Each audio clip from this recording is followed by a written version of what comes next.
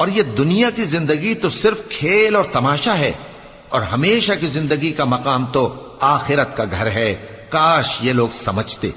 پھر جب یہ کشتی میں سوار ہوتے ہیں تو اللہ کو پکارتے، خالص کرتے ہوئے اسی کے لیے اطاعت کو، لیکن جب وہ ان کو نجات دے کر خشکی پر پہنچا دیتا ہے تو جھٹ شرک کرنے لگ جاتے ہیں، تاکہ جو ہم نے ان کو بخشا ہے اس کی ناشکری کریں اور فائدہ اٹھائیں۔ سو خیر ان قریب ان کو معلوم ہو جائے گا۔ کیا انہوں نے نہیں دیکھا کہ ہم نے حرم کو مقام امن بنایا ہے اور لوگ ان کے گرد و نواح سے اچک لیے جاتے ہیں؟ کیا یہ لوگ باطل پر اعتقاد رکھتے ہیں اور اللہ کی نعمتوں کی ناشکری کرتے ہیں؟ اور اس سے بڑا ظالم کون جو اللہ پر جھوٹ بہتان باندھے، یا جب حق بات اس کے پاس آئے تو اس کی تکذیب کرے؟